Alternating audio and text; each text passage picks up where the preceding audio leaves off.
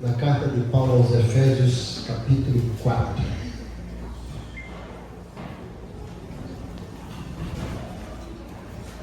Eu quero, se assim for possível, abranger todo esse capítulo, né?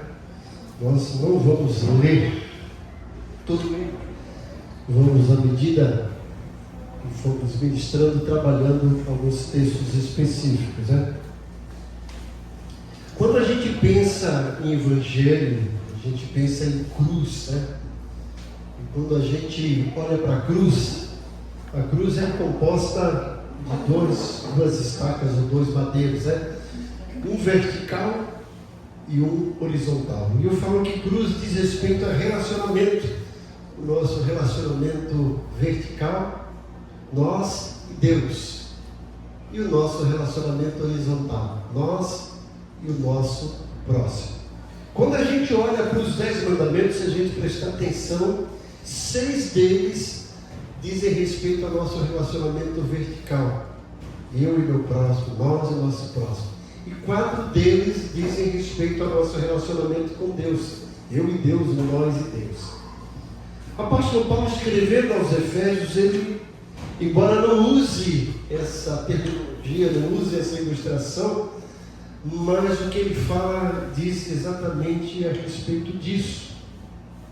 Paulo, escrevendo essa carta aos Efésios da prisão, juntamente com outras que ele escreve, ele exorta os cristãos da cidade de Éfeso a viverem de modo digno da vocação que receberam. Nós vamos ver um pouquinho sobre o que é essa vocação. A vida cristã não é apenas uma fé individual, mas um chamado coletivo de unidade e santidade. Muito se tem dito sobre santidade e muitas das questões que se colocam, das respostas a essa pergunta, a esse tema, traz uma visão distorcida do que é santidade. Se a gente for perguntar uma pessoa que você caracteriza como um santo, que demonstra santidade, a primeira coisa que vai vir na nossa mente é uma pessoa que é envolvida no trabalho, que está lá exercendo o seu ministério. Isso faz parte da santidade, mas isso sozinho não reflete e não define santidade. Algumas pessoas acham também que santidade diz respeito ao uso e aquisição dos dons espirituais. E à luz da Bíblia, isso também não reflete com clareza e não define santidade. Haja vista, a igreja de Corinto tinha todos os dons, mas era uma das igrejas mais problemáticas. Mas eu gostaria que vocês pensassem nessa pergunta: como a igreja pode manter a unidade e refletir a santidade? Como que a igreja pode manter a unidade e refletir a santidade de Cristo em um mundo dividido e impuro? Como? Vamos tentar trazer respostas a essa pergunta à luz desse texto de Efésios capítulo 4. Veja, interessante que Efésios capítulo 4 tem exatamente 32 versículos. E eles são divididos entre 16 e 16. Os 16 primeiros versículos falarão sobre unidade. E é dividido em unidade no relacionamento cristão e unidade no serviço cristão. Paulo diz que, olha, eu preciso trabalhar junto com o meu irmão, mas para que eu trabalhe junto com ele em unidade, eu preciso me relacionar com ele. E ele trata essas duas vértices sobre unidade nos 16 primeiros versículos. E nos últimos 16 versículos ele vai falar sobre santidade. Mas veja que uma coisa está entrelaçada com a outra, está misturada, são dois conceitos intrinsecamente ligados. Porque eu jamais posso dizer que estou vivendo em santidade se eu não estou vivendo em unidade com meu irmão. E o que mais me choca às vezes é ouvir um crente que está lá na igreja em plena comunhão, entre aspas, e diz assim: não estou falando com aquele irmão, eu não estou mais falando com ele, a gente está de mal. Como diria meu neto, isso é inadmissível. alguém dizer isso, né? Que é cristão, faz parte do corpo de Cristo. Olha, eu não falo mais com ele. Não estamos mais nos relacionando. Isso não pode existir em hipótese alguma, gente. Porque nós somos chamados para viver em unidade. E essa unidade deve refletir em santidade. E a santidade deve refletir em unidade. Veja que Paulo trata desses dois assuntos. Embora a gente esboce aqui separado, mas eles estão unidos juntos. Veja que nos versículos 1 ao versículo 6, Paulo faz um chamado à unidade. Paulo convoca os crentes da cidade de Éfeso, da igreja de Éfeso, e o Espírito Santo convoca cada um de nós para vivermos em unidade. Isso é imprescindível na vida cristã. Veja que Paulo começa no versículo 1: por isso eu, o prisioneiro do Senhor, peço que vocês vivam de maneira digna da vocação que foram chamados. Ou seja, todos nós temos uma vocação coletiva. Todos nós, a despeito da nossa vocação, das nossas vocações individuais, temos uma vocação coletiva. Nós somos vocacionados para sermos filhos de Deus. E como filhos de Deus, nós pertencemos a uma família. Somos irmãos, e é assim que a gente se trata, né? Oi irmão, oi irmão, oi irmão. É isso? Irmão, irmã. Então, Paulo vai mostrar que eu preciso andar de modo digno da minha vocação. Ou seja, para eu praticar unidade, praticar santidade, eu preciso viver em conformidade com isso.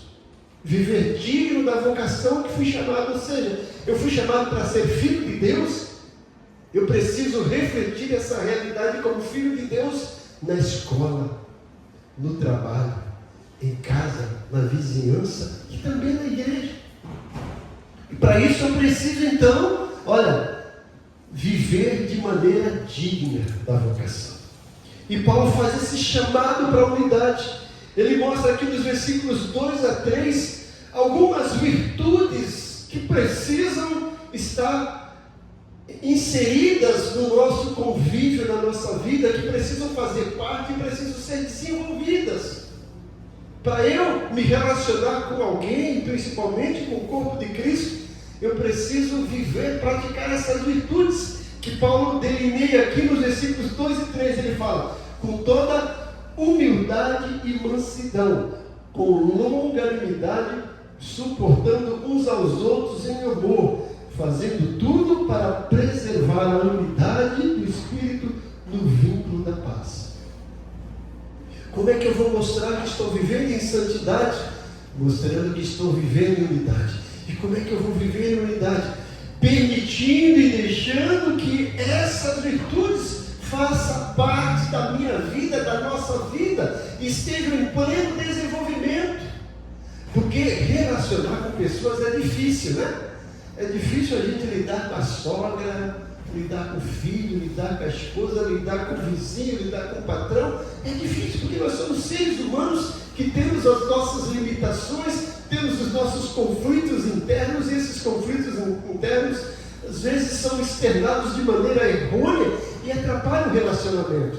Mas como é que a gente vai suavizar isso e vencer esses obstáculos? Viver com humildade. É entender que você não é melhor do que ninguém. É entender que você é servo do Senhor como todos os outros. Veja que em suas cartas Paulo fala: olha, eu apóstolo, mas ele também fala: eu servo, eu irmão. Ele entende que ele tem um chamado ministerial, mas esse chamado ministerial não coloca acima de ninguém. Ele se coloca em pé de igualdade. Então, a despeito da função que tenhamos, do cargo que tenhamos da igreja, precisamos de todas as formas viver em humildade, reconhecer que todos nós somos servos. Paulo fala com toda humildade, depois ainda fala com mansidão. Essa palavra mansidão aqui está ligada mais especificamente no nosso relacionamento verbal. Como é que a gente vai conversar, como é que a gente vai dialogar, como é que a gente vai responder, principalmente responder às ofensas. Viver com mansidão. A Bíblia fala que Moisés foi um cidadão manso, Jesus foi manso, e nós precisamos também agir com mansidão. A Bíblia fala, se não me engano, em Provérbios 15:1, que a resposta branda desvia o furor, mas a palavra suscita ira. Então, eu preciso me relacionar e medir as minhas palavras. Ontem, aqui na reunião dos jovens, nós falamos sobre isso. Sobre moderar, guardar a nossa língua, para não semear contendas e também não ferir asperamente as pessoas com a nossa maneira, às vezes, bruta de agir e de reagir. Então, precisamos agir com mansidão. Quando o irmão vem e nos fere, a gente tem que respirar um pouquinho e dizer: irmão, olha, eu te amo em Jesus. Se eu causei isso, se eu provoquei todo esse desconforto que deixou você triste, aborrecido, até irado, me perdoe em nome de Jesus. Você desarma ele. Agora, se você vai responder à mesma altura, aí, meu Deus, aí, né? Tem crente que infelizmente ainda usa aquele ditado: olha, eu dou um boi para não entrar na briga, mas depois dou uma boiada para não sair. Isso não funciona. A gente tem que dar uma boiada para não entrar na briga, né? E não dar boi nenhum. É isso. Responder com mansidão, gente. Praticar a mansidão nos nossos relacionamentos. Como é que um crente vai dizer que está em santidade se ele é áspero com a sua esposa, com o seu esposo, com o seu filho, com o seu vizinho, com o irmão da igreja? De maneira nenhuma. Isso não é reflexo de santidade, pelo contrário.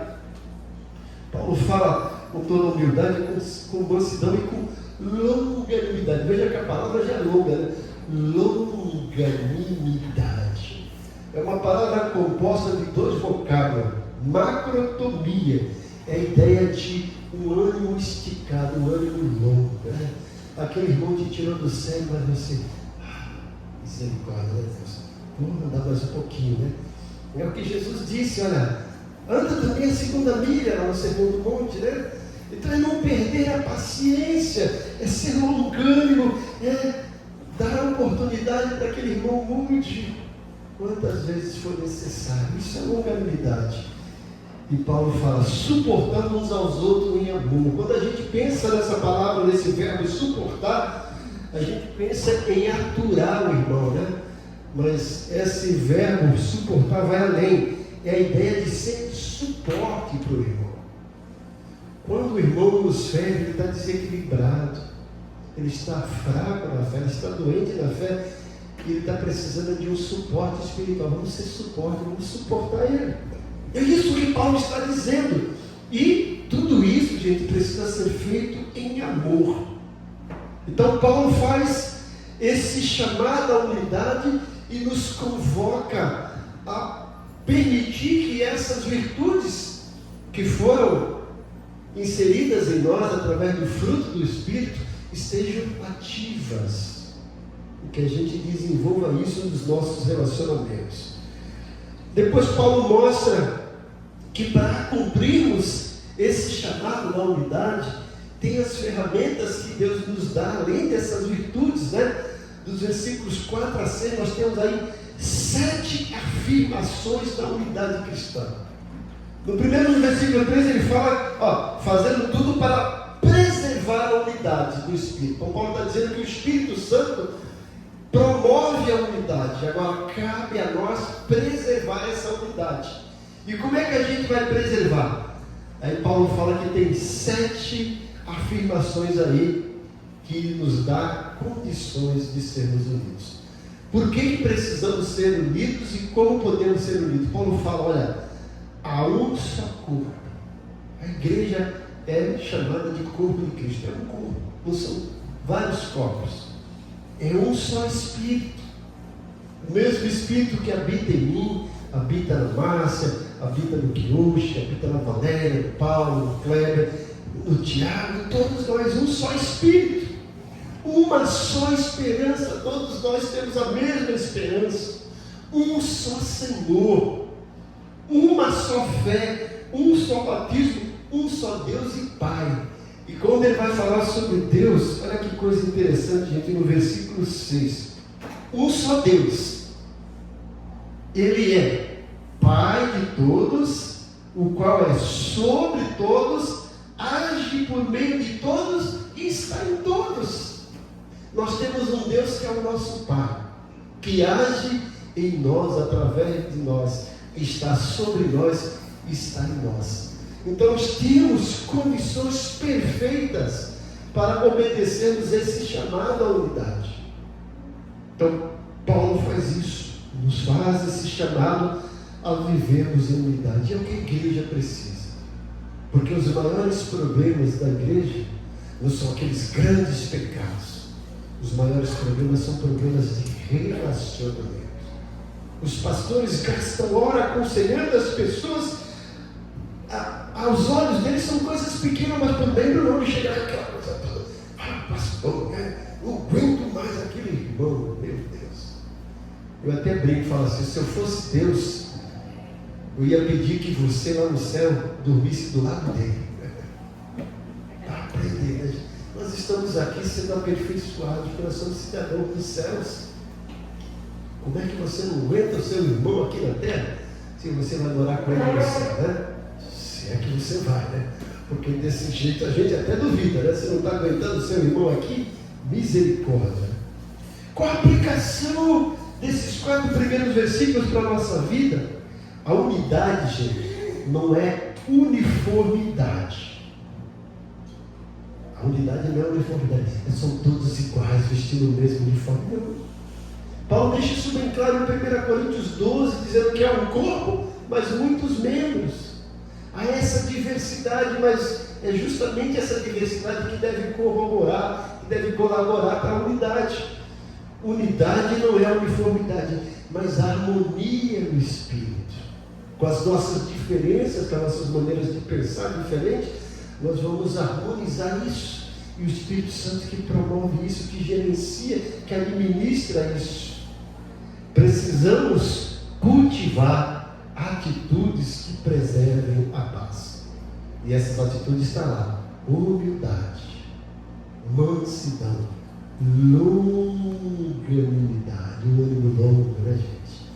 Suporte e amor. Certo? Paulo continua aqui, além desse chamado para a unidade, ele mostra que Deus também nos dá outras ferramentas espirituais, tanto para a gente praticar a unidade, como também para viver em santidade.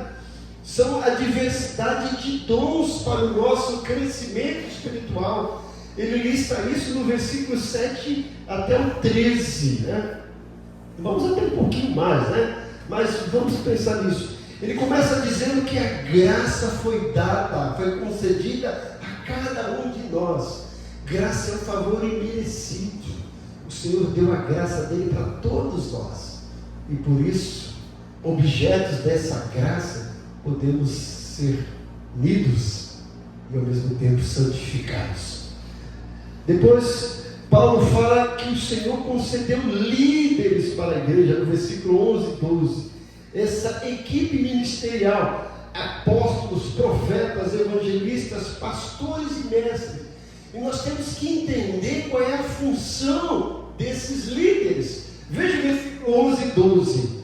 E ele mesmo concedeu uns para apóstolos, outros para profetas, outros para evangelistas e outros para pastores e mestres. Para que isso? Versículo 12, eu gosto desse versículo. Com vistas ao aperfeiçoamento dos santos. Quem são os santos? Quem são os santos? Nós, todos nós. Você faz parte disso? Então isso aqui é para você. Com vistas ao aperfeiçoamento dos santos, para o desempenho do seu serviço, para a edificação do corpo de Cristo. Sabe o que eu entendo nisso aqui? Quem é responsável pela edificação da igreja? Quem? Sabe quem? Nós, cada um de nós. Responsável pela edificação da igreja não é o pastor, não é o diácono, não é o apóstolo, não é o mestre. Cada um de nós. Mas para isso acontecer, o que é preciso? Volta um pouquinho.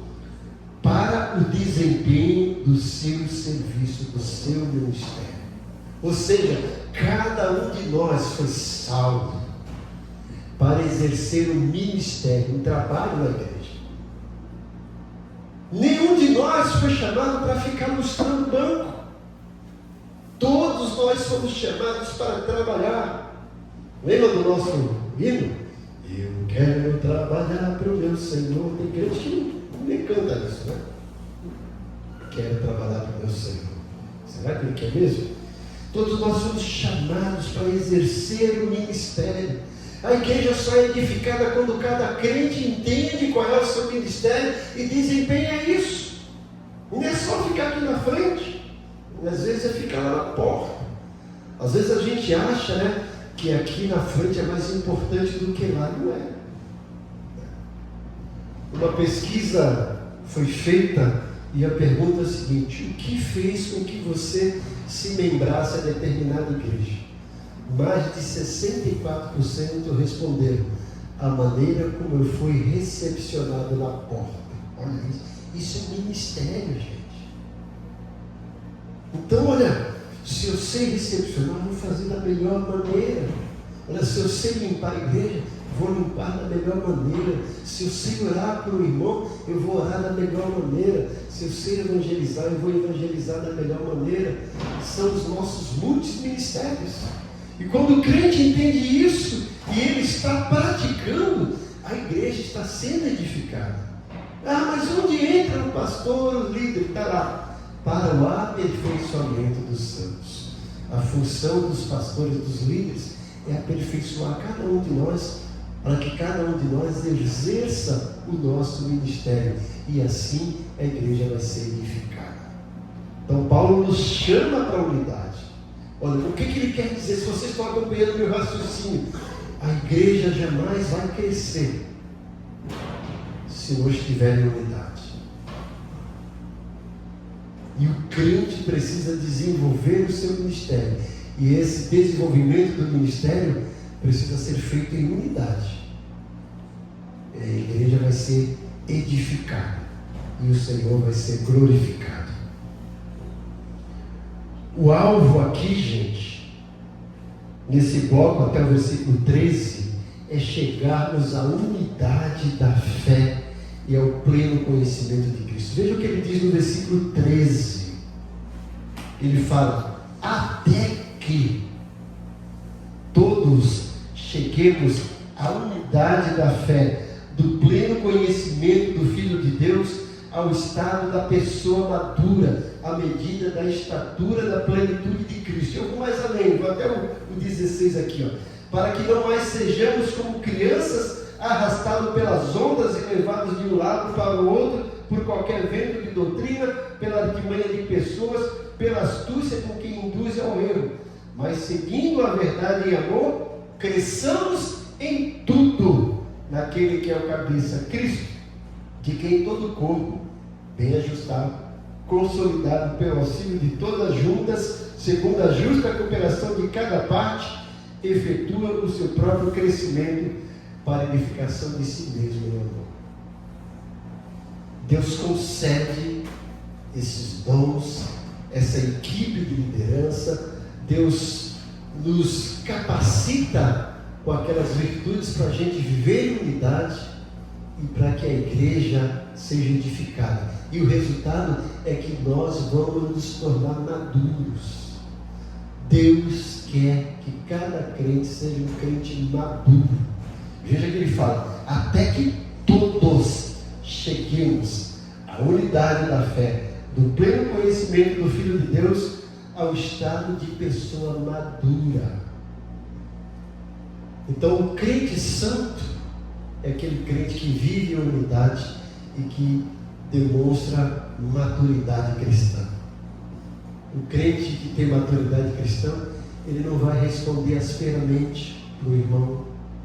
Ele não vai dizer: hoje estou mais falando com aquele irmão. Se ele é crente maduro, ele não vai cometer essas meninices. Porque Paulo vai dizer isso aqui depois, gente, né? O crente maduro não se deixa levar por heresias, por toda a sorte de doutrina. Nós estamos aí cheios, gente, de tanta coisa que não tem nada a ver com a igreja. Eu estava uma vez com a minha esposa tomando café no shopping e eu estava vendo lá um espaço dos camaradas que colocam aquele óculos virtual, né? E ficava com o negócio na mão, eles lá, eles viajando aqui dentro, mas a gente fora vendo ali, né? Está fora do contexto, né? E tem muita gente que está olhando a igreja dessa forma, o mundo virtual, e esquece da realidade. Tem gente que acha que igreja é isso, é isso, é isso, mas não é isso que a Bíblia diz.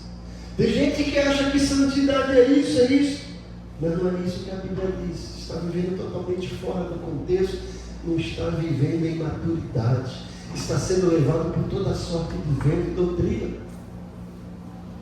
Às vezes eu e minha esposa à noite a gente fala assim, vamos rir um pouquinho, e a gente vai lá, acessa uns vídeos de uma certa denominação que a gente fala, meu Deus, a que ponto chegou o Evangelho? Isso aqui é igreja. Os crentes perderam a noção completa do que é o Espírito Santo, do que é a ação do Espírito Santo na vida do crente.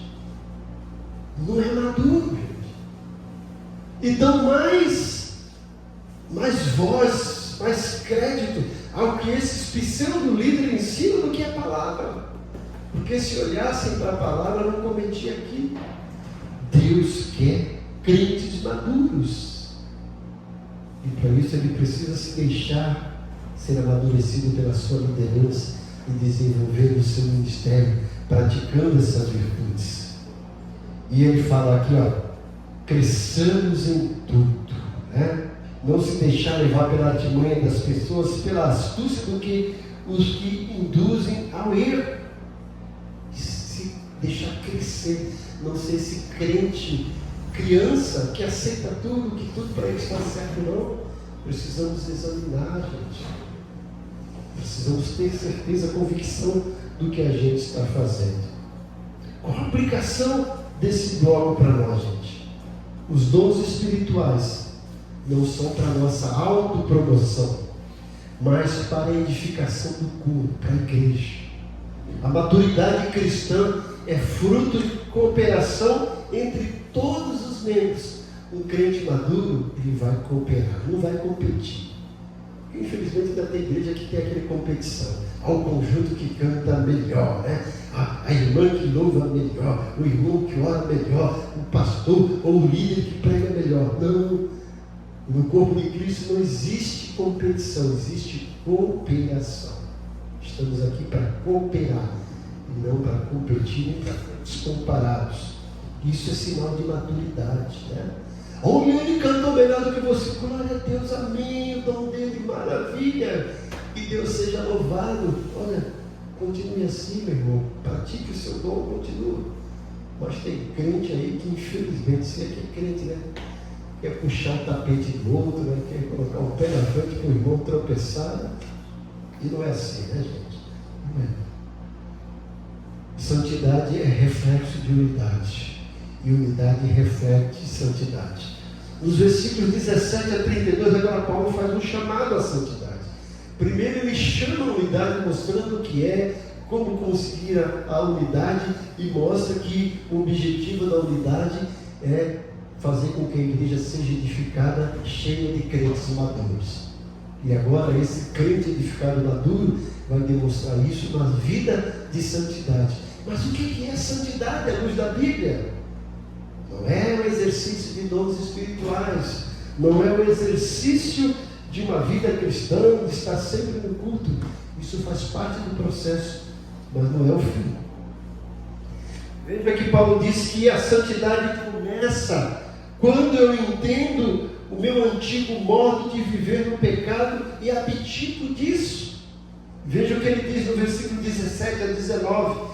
Visto, portanto, dignos que eu testifico, não vivam mais como os gentios que vivem na vaidade dos seus próprios pensamentos, tendo seu entendimento obscurecido, separados da vida que Deus concede por causa da ignorância em que vivem pela dureza do seu coração, tendo se tornado insensíveis, eles se entregaram à libertinagem para de forma desenfreada cometer todo tipo de impureza. O verdadeiro cristão que anda em unidade, que busca a santidade, ele entende que ele mudou de vida. Ele já não é mais como ele era. Porque a palavra conversão é isso. Você saindo, opa, convergiu, mudou de rota, mudou de destino, mudou de prática. Quando Pedro faz o seu primeiro sermão lá em Atos 2, depois que ele prega, as pessoas ficam totalmente ali sacudidas. Eles falam: o que nós precisamos fazer? Arrependam-se, confessem seus pecados, salvai-vos dessa geração corrompida. O crente verdadeiro é aquele que mudou de vida. Ele já não é como era antes. Ele já não pratica mais o que ele praticava, ele mudou. E Paulo vai mostrar isso mais para frente. Isso é santidade, gente.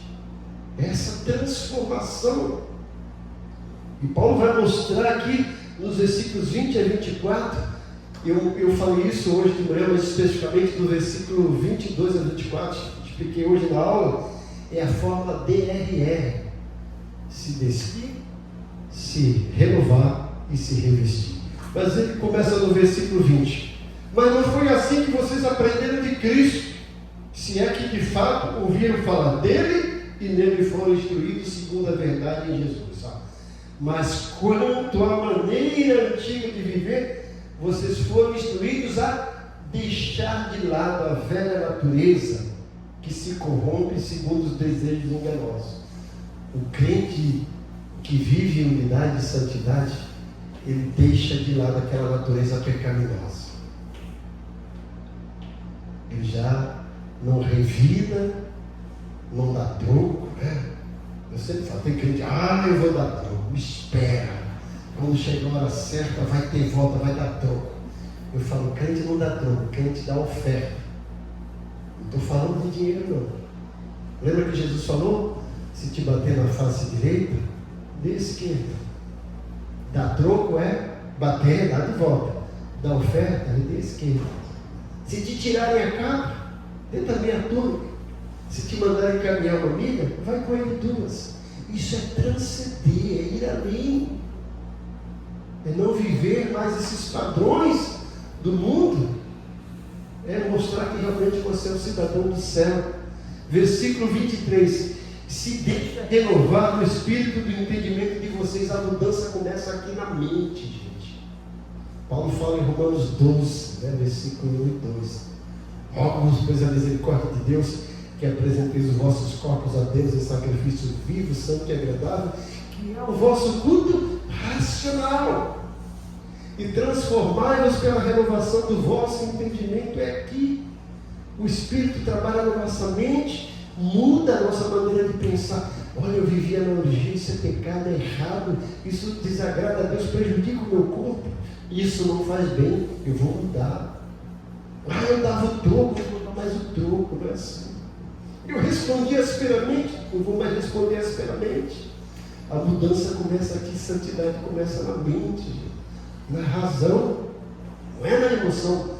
Porque tem muito crente pulando, fazendo aviãozinho, trenzinho espiritual aí, mas não mudou de vida. Dá calote, não paga suas contas, dá mau testemunho na escola, no trabalho, nos vizinhos, e depois fica no culto. Não sabe nada inocente.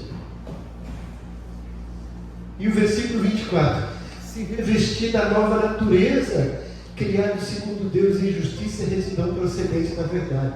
É cada vez mais incorporando a identidade de filho de Deus, de cidadão dos céus. Colocar em prática o que a palavra diz. E Paulo vai mostrar isso aqui agora. Paulo vai mostrar essa fórmula DRL na prática, a partir do versículo 25. São práticas da vida santificada. 25, olha lá. Por isso, deixando a mentira, fale cada um a verdade com o seu próximo, porque somos membros do corpo de Cristo. Se você era um crente mentiroso, nem crente você era, né? Se você era um camarada mentiroso, agora que você se converteu, acabou a mentira. Porque lembra quem é o pai da mentira? Você sabe quem é? Capiroto, né? E quem vive praticando mentira está se intitulando filho do capiroto, é capirotinho, né? Não é crente, não. Aquele que mentia, despojar, não minta mais. Fale a verdade. Porque às vezes, principalmente o fofoqueiro que a gente falou antes, né? Ele comete um bocado de pecado. Para ele justificar a fofoca dele, ele mente, né?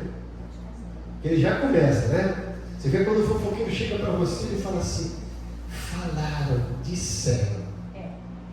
Ele nunca diz a fonte, né? Já está mentindo, ele sabe quem foi, né? Mas não quer dizer, às vezes é ele mesmo, né, gente? O semeador de contenta, né? Fala a verdade. Isso por quê? Porque somos membros do mesmo corpo. Quando você está mentindo para o seu irmão, você está mentindo para você mesmo. Fiquem irados, mas não pequem. Não deixe que o sol se ponha sobre a ira de vocês, nem dê lugar ao diabo. Paulo está dizendo que a ira faz parte da vida, né? Ninguém aqui é um crente hiena que o seu irmão pisar no seu pé, você vai pular de ira. Oh, glória a Deus, o irmão pisou no meu pé. Não.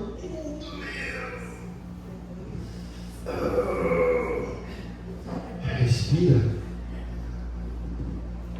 Irado, mas não pegue. Não vai lá e pisa no pé do irmão também, né?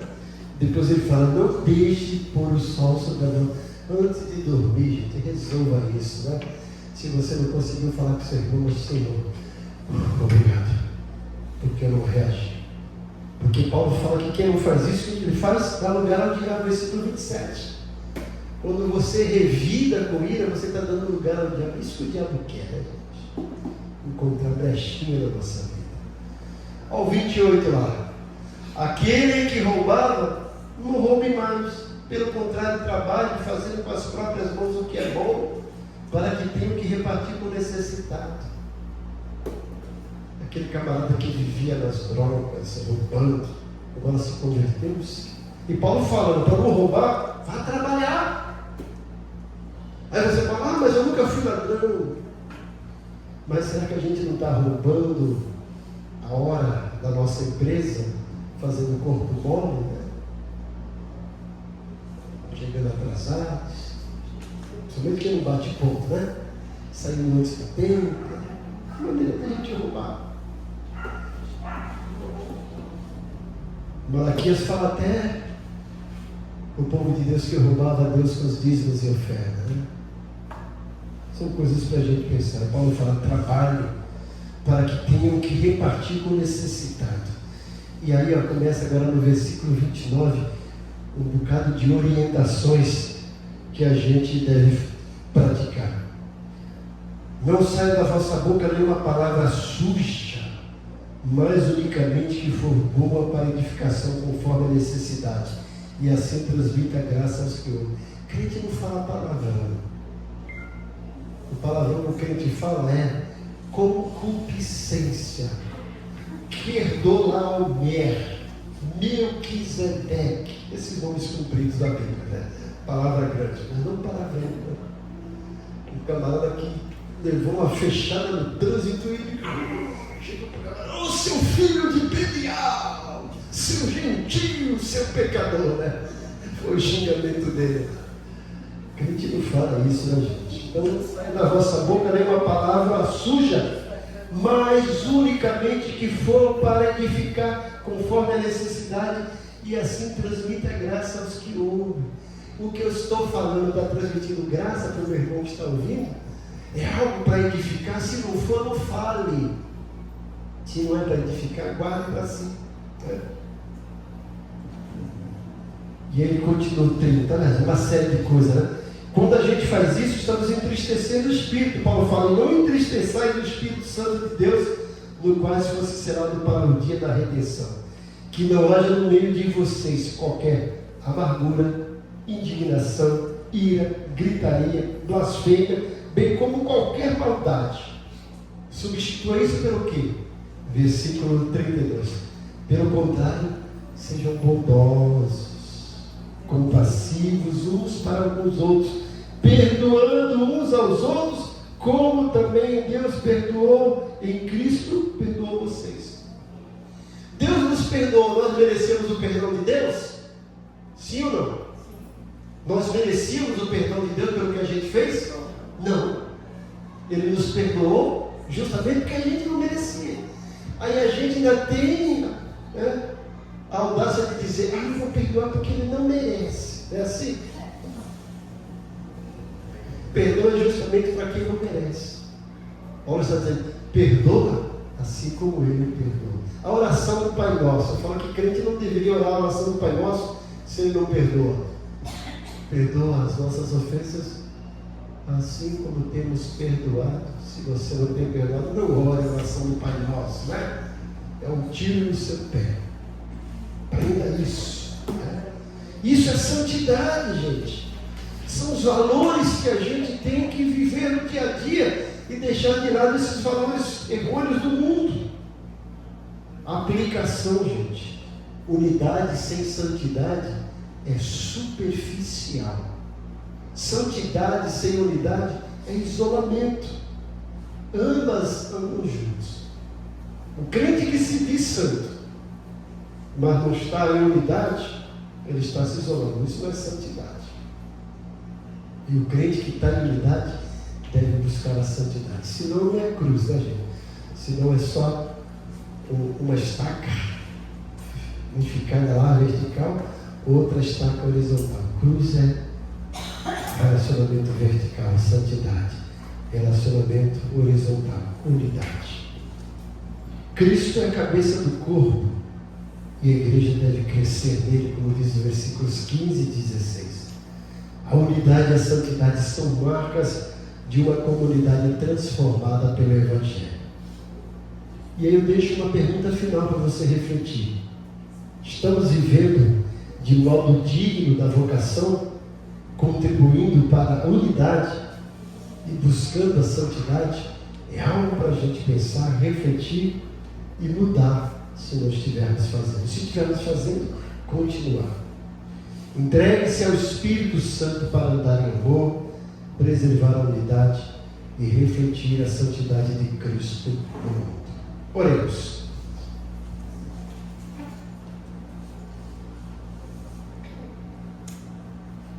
Deus bondoso, muito obrigado por essa noite, pela tua palavra, que nos orienta, que nos transforma, que nos desafia. Muito obrigado por a gente ter esse texto que esclarece o que é a verdadeira santidade, a unidade e uma igreja madura. Nos ajuda, como teus servos, teus filhos, a colocar isso em prática no dia a dia, para promover aqui na Igreja Ebenezer essa unidade e para colocarmos à tua disposição para sermos santificados cada vez mais pela tua palavra e buscarmos o crescimento e edificação da tua igreja, em nome de Jesus. Nós oramos agradecidos. Amém.